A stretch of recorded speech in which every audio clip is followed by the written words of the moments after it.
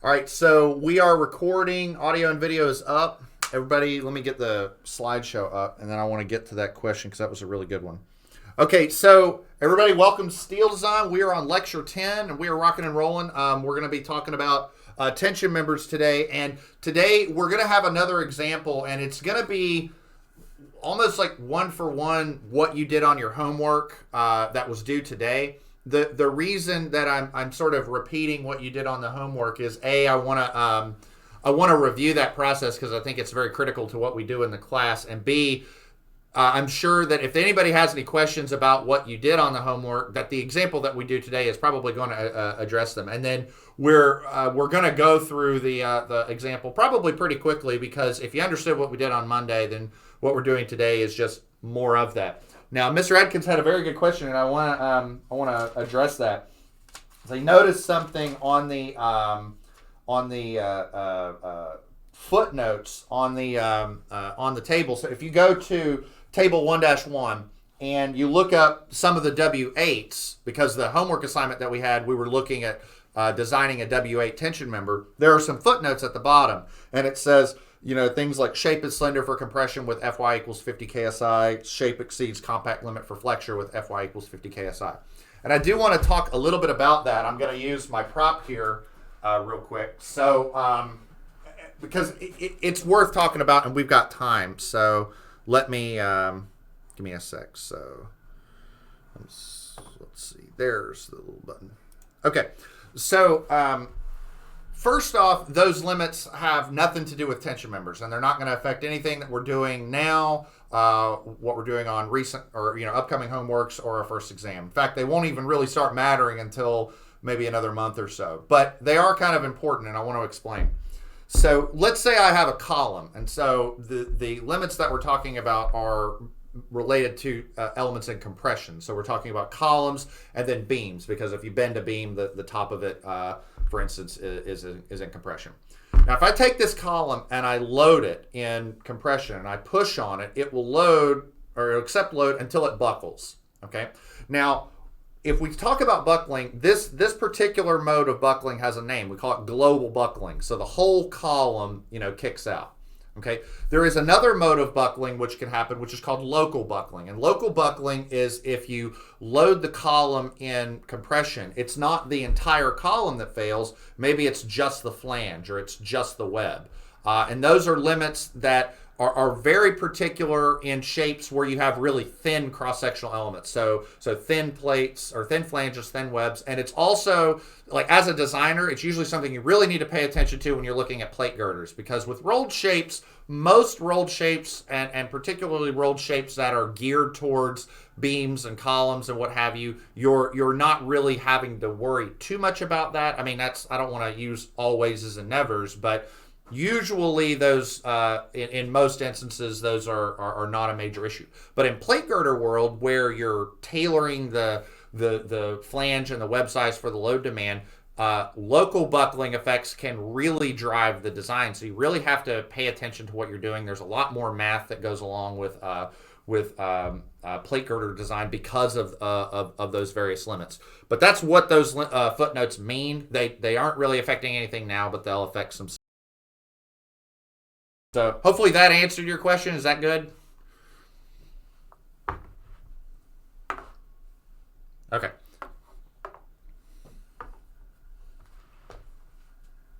It'll become much clearer when we start talking about columns. I'll bring it up because there is a particular check that we're going to do with columns that's directly related to that, and you'll see like where it comes into play and what properties in the manual dictate why that footnote's there.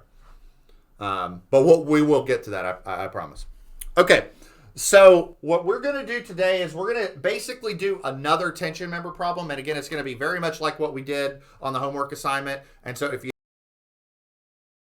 what you did on the homework, today we'll pretty much answer those. And like I said, we're going to go through those pretty quickly as a result. So, that's not what I wanted to do. I wanted to, technology. I wanted to go here, and I want to hit the slide advance button. Okay, so let's make sure we're clear on the step-by-step process It is? Hold on. Is it cutting out for anybody?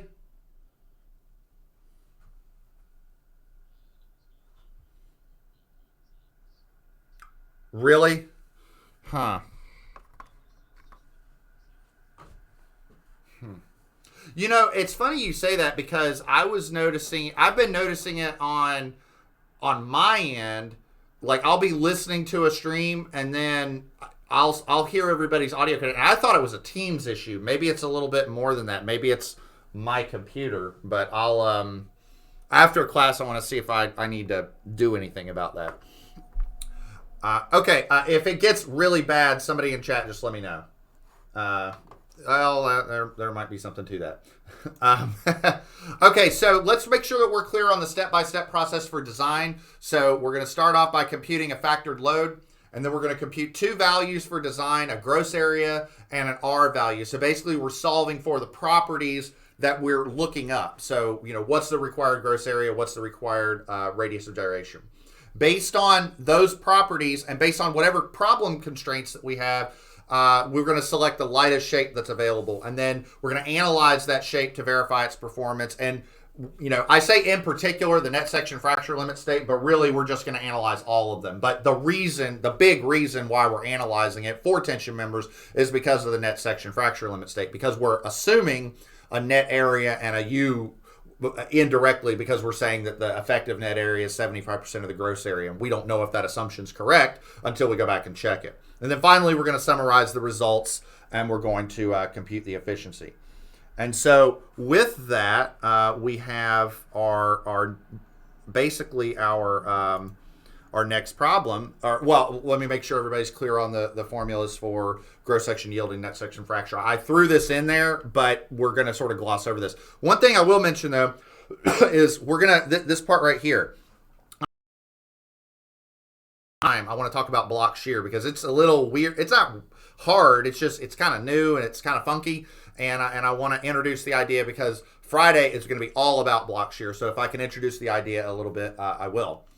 What I want to do today is do a tension member design, and we're going to do a rolled beam. We're going to do a W section. We're going to design a W12 today. So on your homework, you did a W8. But if you understand this, then hopefully if there's any questions on the homework assignment that you didn't understand or that were a little funky, that this problem will sort of, you know, illuminate those. So we're going to select a W12 section to resist a dead load of 130 kips and a live load of 110 kips.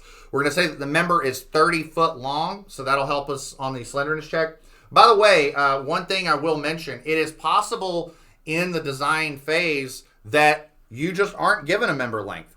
What if I just say select a W12 section, and you get to step 2 and you're like, well, wait a minute, I don't have an R value for design. Then just don't use it. Just, you know, select off of AG. That's possible as well. Remember, slenderness limitations, while they are highly recommended, they are just that, a recommendation. So it's possible that, I give you a problem and I don't give you a member length. So just select off of AG design. We're going to assume A992 steel. That is the steel for W shapes that, unless otherwise stated, that's going to be what you assume. And we're going to use 7/8 inch diameter bolts. So pop quiz, make sure everybody's paying attention. If we have 7/8 inch diameter bolts, what does that mean for the connection?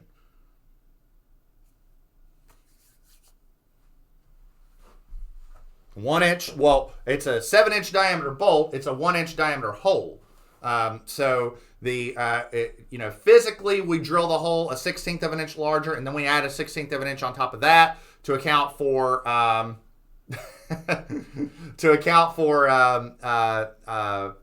damage around the hole drilling.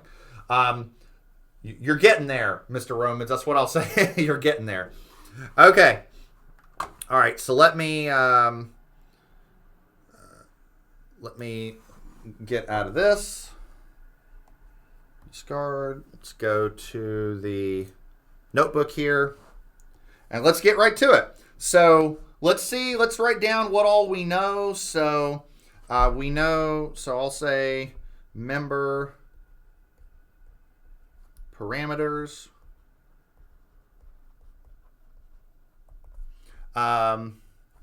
Man, my handwriting there, I can do better on that.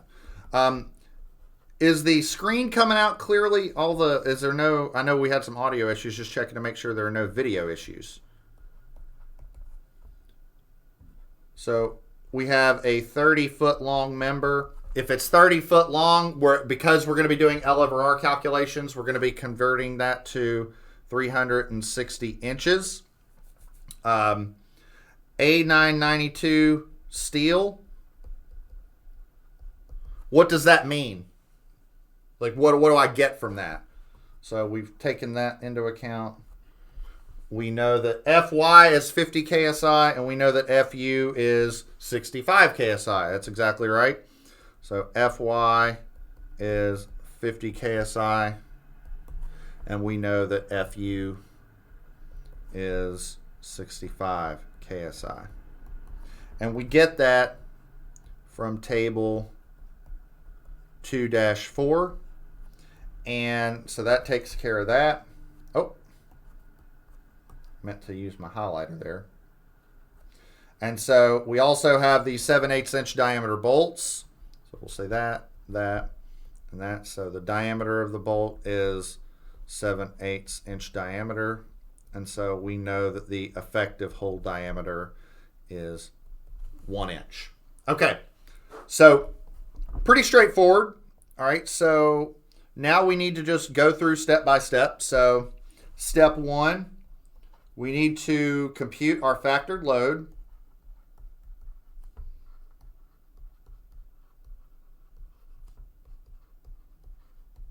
All right, so that means that PU, and again, here's our loads that, I thought I selected my highlighter there. Here's the loads that we're given. We're given a dead load of 130 kips and a live load of 110 kips. So I think by observation, this is another one of those instances where we can just say it's going to be 1.2 dead and 1.6 live. So 1.2 times the dead plus 1.6 times the live. And so 1.2 times 130 kips plus 1.6 times 110 kips.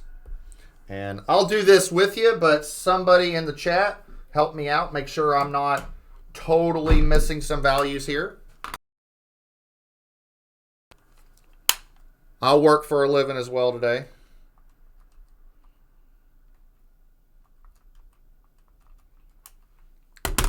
All right, anybody got a value for me? And by the way, I'm using my FE exam approved calculator, so I don't have my fancy TI-89 or anything. 332. Oh, do better on that. Okay. 332 kips. Okay, that's what I got. So we can keep on trucking. All right, so step 2, we need to compute our design parameters.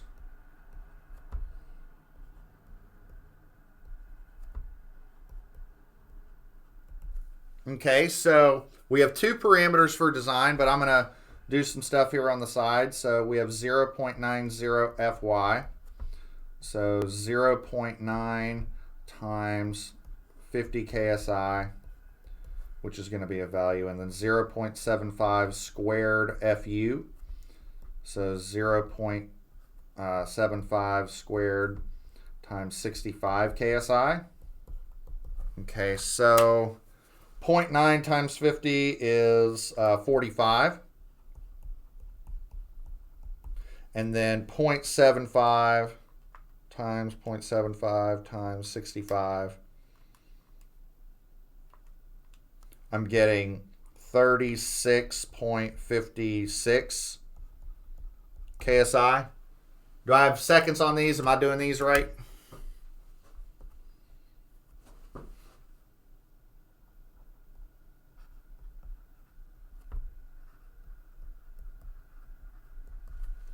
All right. So then we've got, our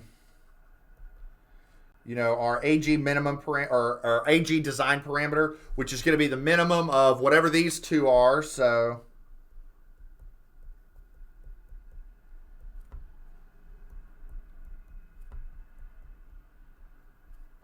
and then PU. So this is going to be 332 kips divided by the minimum of these two, which is going to be that one. So we're just going to use the 36.56. And what are we getting here?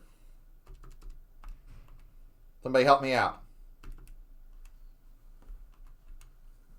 9.08. Okay. And then we have our R design,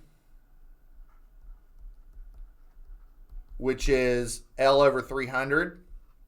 So that's 360 inches over 300. And I think I can do that one in my head, but maybe not. So that's why I have my calculator. I'm getting 1.2 inches. Okay. All right. I don't want to just barrel through all this, so I want to make sure this is clear. Is everybody with me so far? Any questions on, where we're at so far? Any concerns? Anything that you did on the homework assignment that was iffy? You let me know.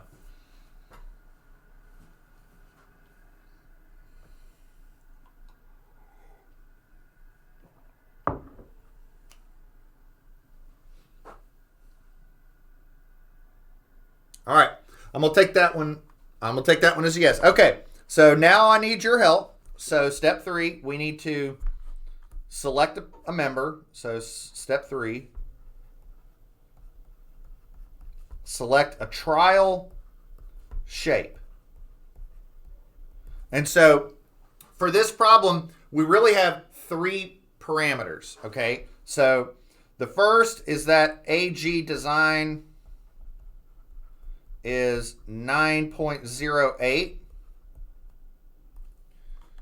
We have our design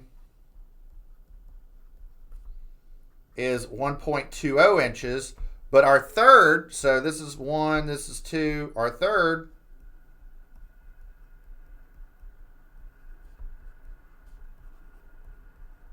is that we're restricted to W12s. Remember, if you go up to the beginning, this problem says that we're limited to W12 sections. So those are going to be our 3 parameters. So try a W12 by, and then Mr. Riggs says try W12 by 30.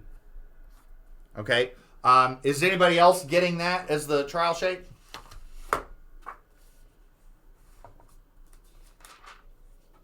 So let's see. Okay. Oh, we got some challenges here. Hold on. So a W12 by 30 has an area of 8.79. So it's not big, or it's not big enough, right? So a W12 by 30 isn't going to work. But a W12 by 35 has an area of 10.3. So I think Mr. Wise might be right on that. Does that make sense? Because the AG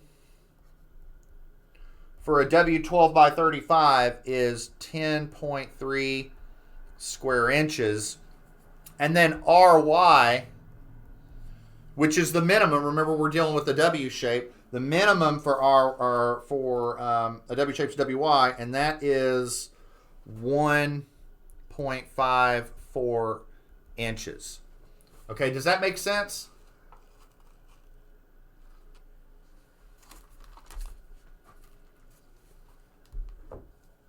Okay, now keep your manuals open because we're going to need a few more parameters. Okay, so first off, keep in mind that here's the shape.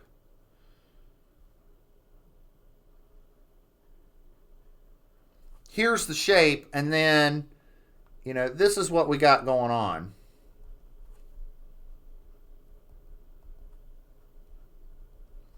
So somebody help me out. What other parameters are we going to need? Just looking at this.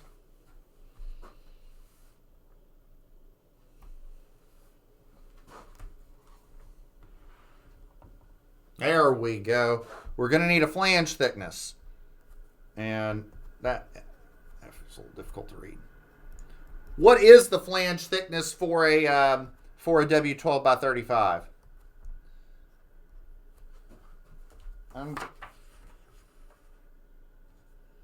Anybody got a value for me? Come on. I know you can do this. I believe in you.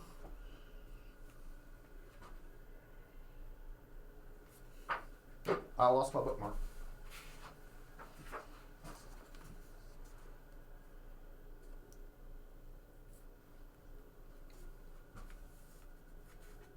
Everybody's quiet. Did my audio cut out on me?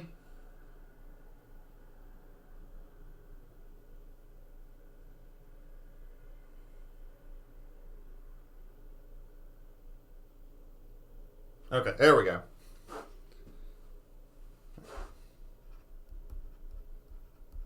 All right. Now, I'm going to look into the crystal ball a little bit. We are going to need some more dimensions. I'm going to go ahead and ask for BF and D. So somebody else tell me, other than the folks that have been responding, I want to make sure everybody's helping me out here. What is BF and what is D? So let's start with BF. Somebody give me a BF value. I want to make sure everybody's paying attention. Somebody that hasn't responded yet. I'll call on somebody. Let's see. All right, Farrah, what's BF?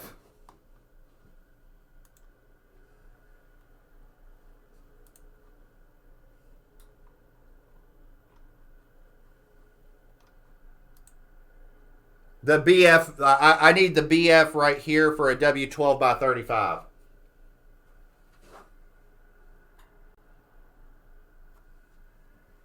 And then, let's see. All right, I'll let you off for now, but I got some other stuff to ask you. All right, how about Mr. Ball? What's the BF value? Okay, there we go. 6.56 inches. All right. There's too many cats over there. I think that's what it is. As an inside joke. Mr. Pelfrey, what do we got for the depth?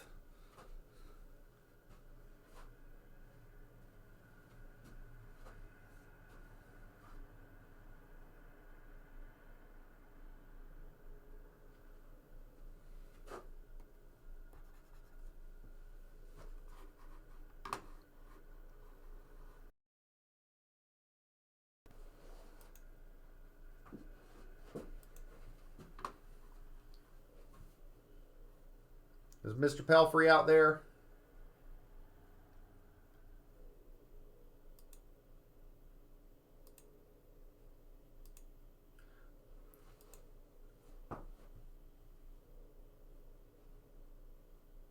Where do you Okay, hold on. All right, this is why we're having it. All right, hold on.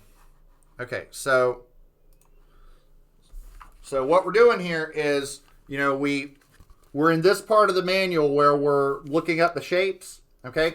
And so we looked up the W12 by 35 because it met our gross area and our radius of gyration requirement. And now I'm just recording all the properties that I know I'm going to need in order to continue the rest of the problem. So I'm on page, as Mr. Bauer said, I'm on page 1-26.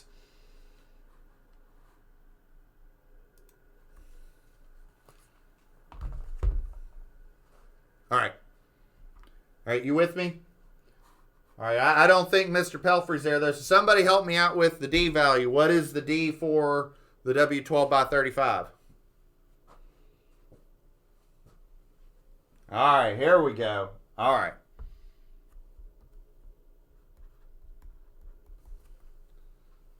Okay, we've got some stepaways today.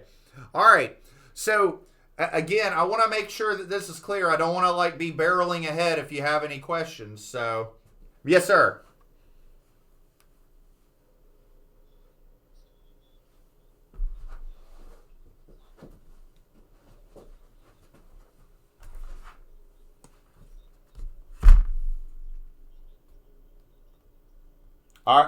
Okay.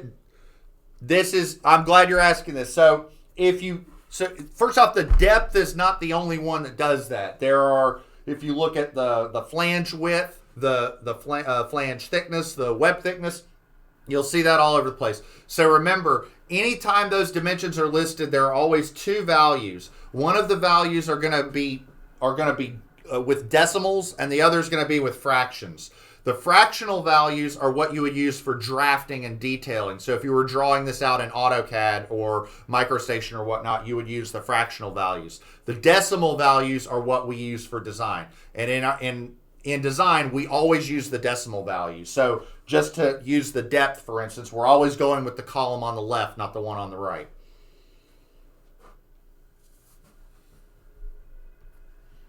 Oh, didn't mean to do that.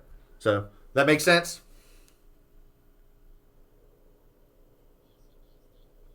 No problem. Now, keep in mind, this is a W section connected via the flanges. So we are going to need to take this section, split it into an equivalent WT, and look up that X bar connection, which is going to be Y bar. I think we've done that enough by now that we know that X bar connection for a WT connected via the flanges is the Y bar for the equivalent WT. So if I've got a W12 by 35, what WT section should I look up the Y bar for? There you go, a WT6 by 17.5. And what I'm looking for is the Y bar, which, as Mr. Riggs says, is 1.3 inches. Okay, so is everybody else okay with that? I don't want to barrel ahead. I want to make sure that we're good. So what we're trying to do there is we're trying to look up, this dimension here, that dimension there, which is Y bar. All right, there we go. You're right. Yeah, you're right. Okay. All right. So now what we're going to do is we're going to start analyzing that trial section. And again, if you got any questions, just stop me and let me know. Okay, so we're going to analyze the trial section. And remember, this is a trial shape. It could work, it could not. We'll see. It might not. I don't know. So first thing we need to do is we need to compute the net area. So the net area is going to be the gross area minus what? What are we going to do for this problem? Somebody help me out. So we're going to subtract some bolt holes, right? So let's ask it this way. How many bolt holes are we going to subtract from this cross section? I'll scroll up a bit so we got a picture here. 4. And so we're going to have 4. And it's the diameter times the thickness, which in this case is the flange thickness, right? Because we're bolting through the flanges, right? This is, if here's the shape here of the camera, if this is the shape, we're bolting through the flanges. So we need the flange thickness right there. So this is 10.3 square inches minus 4 times the whole diameter. We figured out the whole diameter, that was an inch. And then this is 0.52. And so 10.3 minus 4 times 1 times 0.52. What are y'all getting? Everybody help me out with that.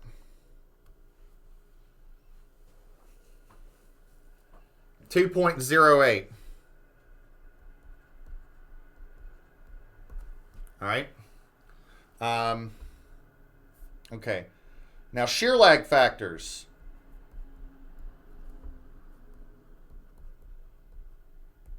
All right. What shear lag factors are going to govern what cases? All right. Is there more than one case? Is it just a single case? Which cases are going to work? Okay. So we've got case 2. Any other cases? Case 7. There we go. All right. So case 2. All right, so let's do case 2. So we've already figured out the X bar connection. We sort of figured that out. That was Y bar. Why did I say 2.08? I don't know why I did that. You're exactly right. Wait. Hold on. Wait. Is it 8.22? Yeah. I think you're right. I think Mr. Thews led me astray. Hold on. Yep, it is. Yeah. So, sorry about that. So, yeah, this value right there, net area, that's 8.22. Okay. So, the X, going back to shear-like factors, we need the X bar, which is the X bar for or the Y bar for the equivalent WT, which is, it's okay. Hey, right here. A steady intake of it. So this is the Y bar for the equivalent WT, which was 1.30 inches. And then I'm going to cheat a little bit. Let me take this image here. So here's our cross section. So if this is our image, what is LCON? What's the length of the connection going to be?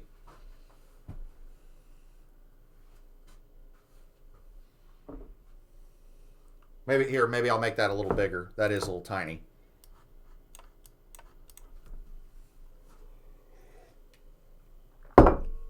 Eight inches. There we go. So therefore, U2 is 1 minus X bar over L. So 1 minus 1.3 over 8. So 1 minus 1.3 divided by 8. Somebody got a value for me? I'm going to check and make sure it's right.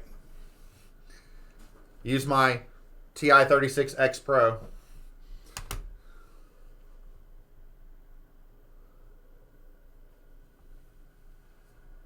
There we go. Okay, so we'll call that, 0.838.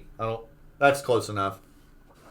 That's one of the things in steel design is that, more often than not, is if you're getting your values to within a couple decimal places, you're probably fine because, just the way that a lot of our numbers work, the hyper laser precision isn't all that necessary.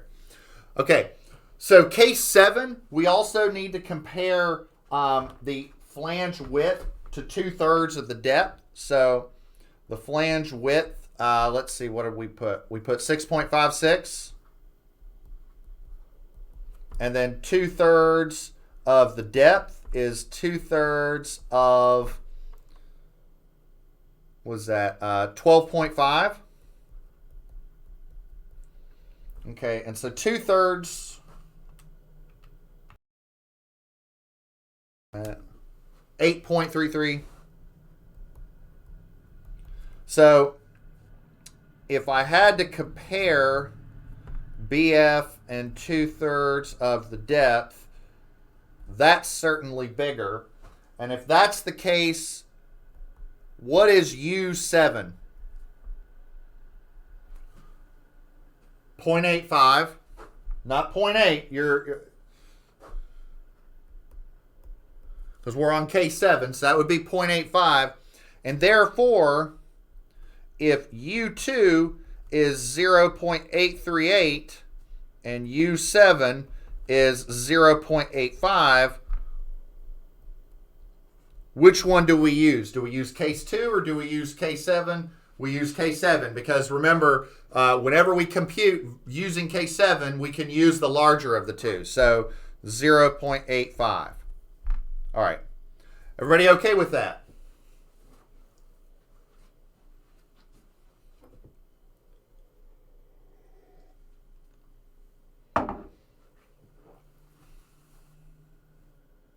All right.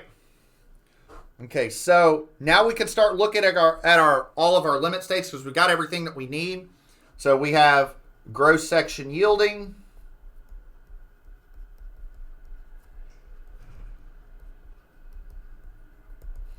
So our phi is 0.9. FYAG, so that's 0.9 times 50 KSI times 10.3. Is that the right number? Hold on. Yeah. So 0.9 times 50 times 10.3. I'm getting 463.5. Is that correct? Okay. And then net section fracture.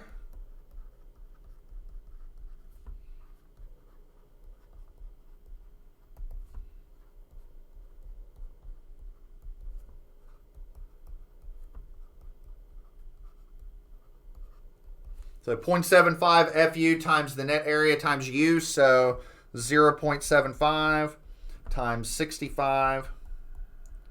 The net area, I think that was 8.22. And then this is 0.85. So somebody help me out with that while I'm checking this.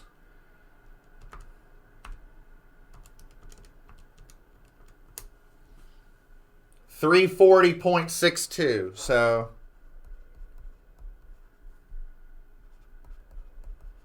this is definitely one where net section fracture governs. So that definitely is going to govern our design. And then while we're at it, let's just make sure that we're good on slenderness. So L over R is 360 inches over, and then our RY was 1.54. In all honesty, this one really is a formality, but because we know it works, but I like to get into the habit of doing this. So this ends up being like 233.8. I like to get into the habit of doing that because if you're going through a problem where you have to iterate multiple times, it's worth it at the end to just do it all and just to make sure that you've got it correct. Okay, so to summarize, if you remember PU, I think PU was like 332, I think it was. Yeah, 332. So PU is 332 kips, and PN is 340.62 kips. So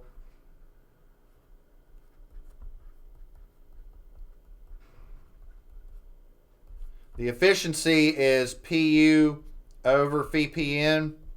And does anybody have a number on that?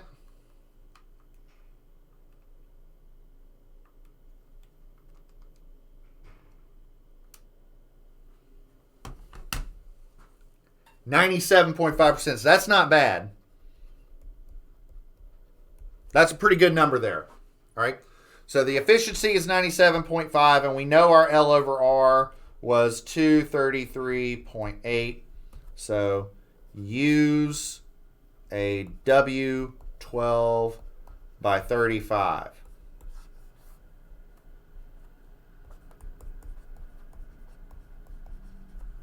Boom. So hopefully that clarified. If there's any questions that you had on the homework, hopefully that clarified some things. I'm going to pull up the your homework assignment for today that's due Friday here in a second. But while I'm pulling that up, does anybody have any questions?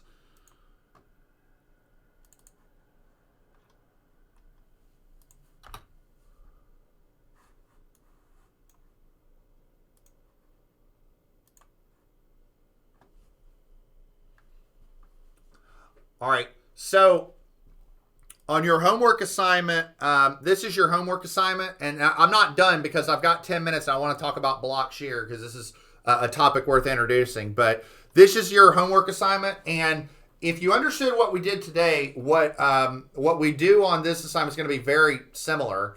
The only thing that's worth mentioning is that for WTs, the RX is actually smaller because it's a different cross section. So don't look up based on the RY. Make sure that you're looking up based on the RX. Now, K7 will still apply to a WT as well as a W section, because if you read K7, it says, and I quote, WMS or HP shapes or T's cut from these shapes. So a WT section will apply, will comport with case 7 as well. And then for case 2, you're just using that Y bar because it's, you know, how far is it from the connected face to the centroid? So it's just the Y bar. All right. Does that make sense? Rest of the day?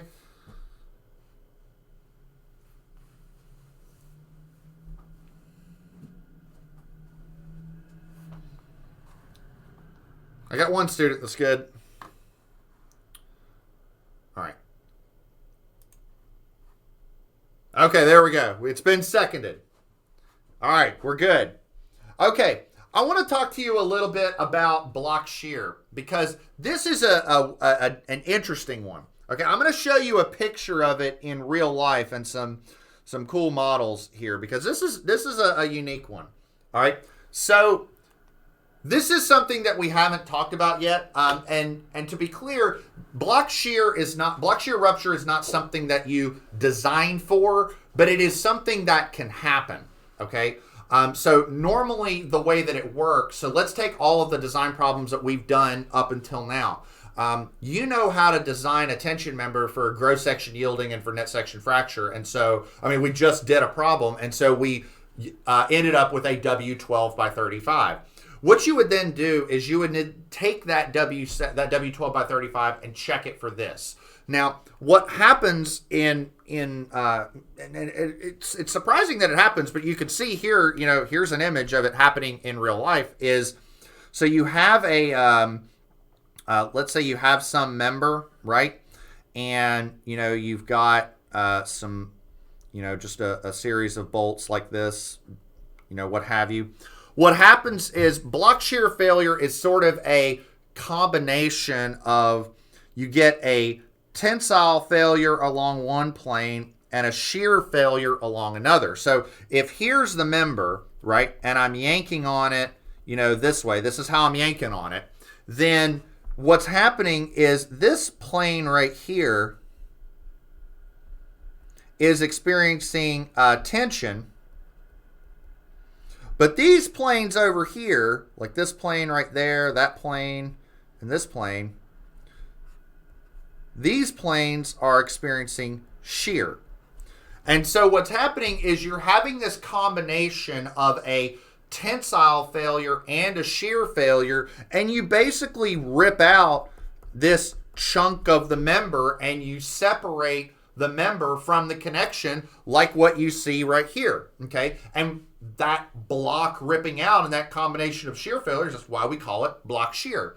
So it's basically this combination of shear and tension, and it's a connection related phenomenon that can happen that we haven't really talked about yet. And so it results in a block of steel tearing off, and that's why we call it block shear. So for instance, in this member, we have 2 shear paths and we have 1 tensile path. And it can happen not just in plates, but in a whole assortment of real life connection scenarios. So I got a little fancy here a little while ago and I started getting on Inventor and I drew some scenarios where this could happen in you know what we're dealing with in this class. So for example, here's one scenario. This is a channel, right? And so let's say you have a channel connected via the web. This is a scenario that we've dealt with, you know, in this class. And so what can happen is basically that entire chunk, you know, can rip out.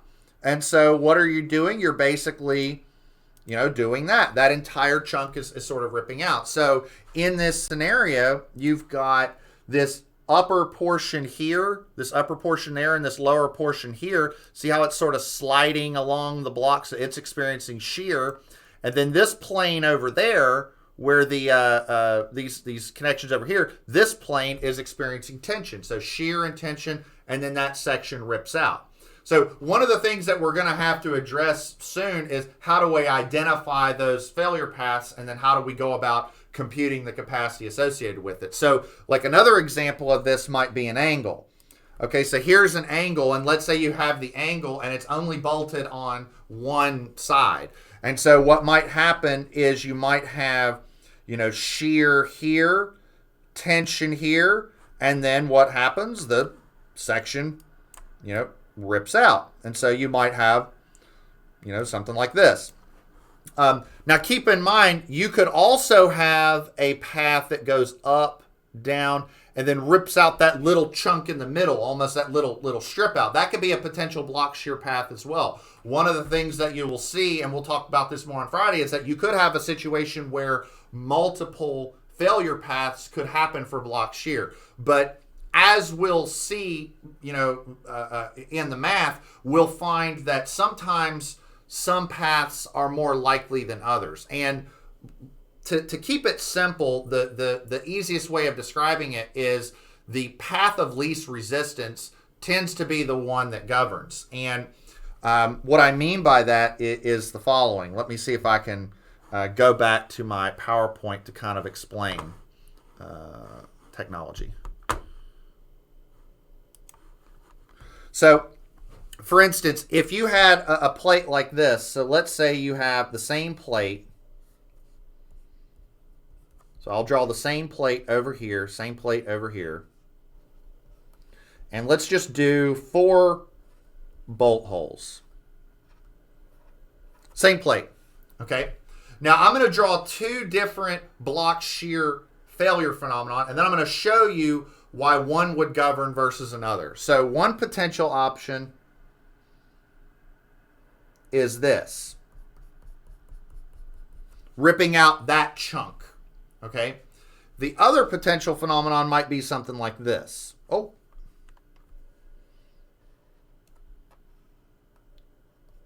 And then ripping out that. Now, we'll call this scenario 1, this scenario 2. Of these 2 scenarios, I'm just curious from the chat, which one do you think would govern? Or which one do you think would be the most likely to happen? 1 or 2? Just, I'm curious what you all think.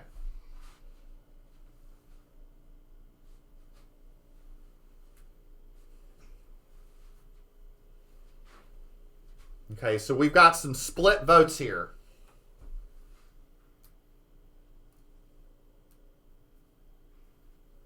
Oh, come on. There's got to be some other people here with some... Well, Mr. Spirichinsky's absolutely right. The dimensions do matter. But let's assume this is all like one nice, even grid,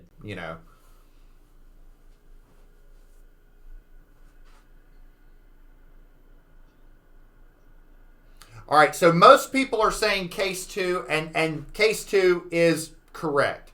Now, here's the reason why. If it's all about how much steel you're actually ripping through. So on case 1, you're having to rip through all of this, and all of that. So all that steel is having to be ripped through. But on case 2, that's on case 1. So case 2, it's just that and that. And assuming the dimensions are to scale, and again, my artwork might be a bit off, but I'm just ripping through less steel. See, that's a free edge right there. And same thing right here. So there's just less steel that I'm failing through. So case 2 is going to have a weaker capacity. So that's what's going to happen first. Mr. Adkins.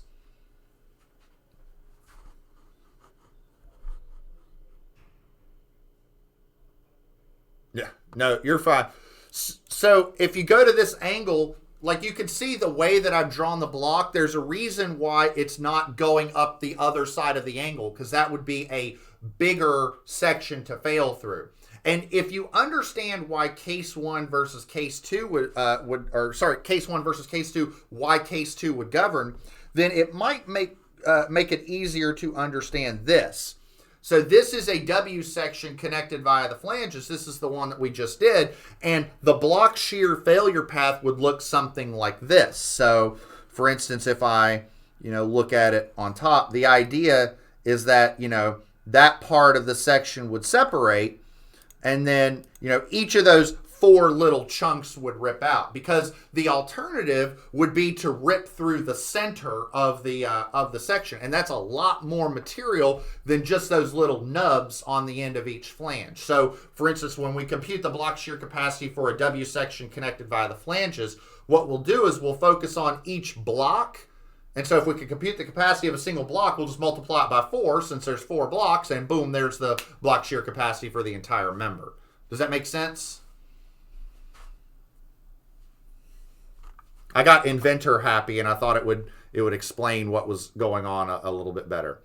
Now, we don't have time to get into the math and whatnot, so I'm going to save that for another day, or for Friday, but I will show you the expression that's in the spec. If you look at the RN expression, it kind of looks a bit nuts, because if you compare that to, gross section yielding, which is just FYAG, it's just that, and then you look at this, you're like, good Lord, what the heck is going on here? Because there's a pile of junk less than or equal to another pile of junk, and what's going on here?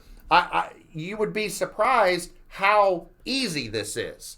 There's a lot of parameters, and there's a lot of little values that you have to compute, but this borrows off of everything that we've been doing up until now, because there's a lot of gross areas and net areas. The section properties are the same. There are some terms that are familiar. There is one thing that's kind of new, and we'll talk about this on Friday, and that's this 0.6. Like, what the heck is the 0.6 doing there? And there's a reason for that 0.6, but we'll talk about that on Friday. Right now, I guess I'm gonna have to call it, because we're running out of time. Any quick questions before we call it for today?